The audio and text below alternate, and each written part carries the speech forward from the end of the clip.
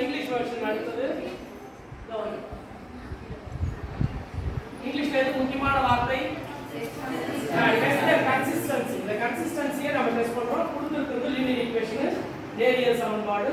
என்ன பண்ணணும்? இந்த மாதிரி கொடுத்த உடனே ஈக்குவேஷன் எடுத்து எழுதணும். அதுவா முக்கியம்?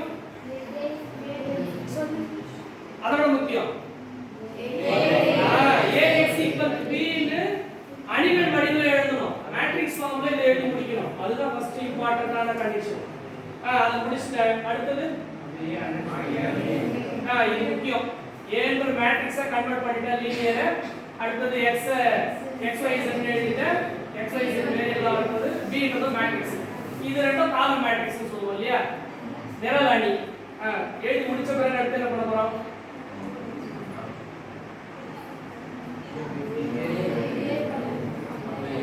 இந்த மேட்ரிக்ஸ் பேர் என்ன?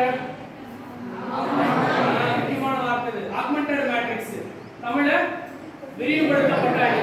இருக்கிற அணியை விரிவுபடுத்தப்பட்ட அணியா சேர்த்துட்டேன். காலம் மேட்ரிக்ஸை கொண்டு வந்து இணைச்சிட்டேன். அடுத்து என்ன சார் பண்ணணும்? விரிவுபடுத்தப்பட்ட அணியில முதல் நிலையில ஃபர்ஸ்ட் ரோல ஃபர்ஸ்ட் நான் ஜீரோ யார்? 1. அதுக்கு கீழ இருக்கிற 2 3 4 என்ன பண்ணனும்? 0. அது இம்பார்ட்டன்ட். 0 ஆகிறதுக்கு என்ன பண்ணனும்? ஃபர்ஸ்ட் 2 0 ஆகணும். என்ன பண்ணனும்? ஃபர்ஸ்ட் ரோல இருக்கிற 1 2 ஆகணும். அப்ப இந்த ரோவை 2 ஆல மல்டிப்ளை பண்ணனும். சரி, அப்ப இங்க 2 ஆயிடுச்சு, இங்க 2 ஆயிடுச்சு. அடுத்து என்ன பண்ணனும்?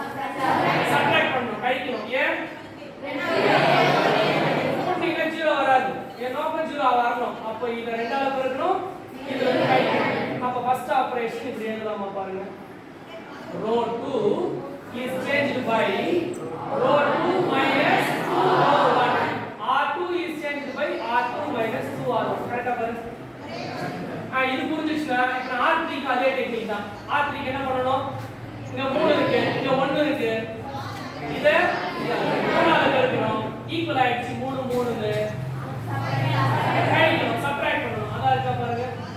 R3 is changed by R3 minus 3R1. Right. அடுத்து 4 0 ஆகணும். 4 ஆல மல்டிப்ளை பண்ணிக்கோ. ரோ 1 4 சாரி R4 ல இருந்து சப்ட்ராக்ட் பண்ணிடு. இப்போ எனக்கு அடுத்த மேட்ரிக்ஸ் கிடைச்சு. ஓகேவா? வேரியேஷனுக்காக நமக்கு புக்ல கலராவே அழகா கொடுத்துறாங்க.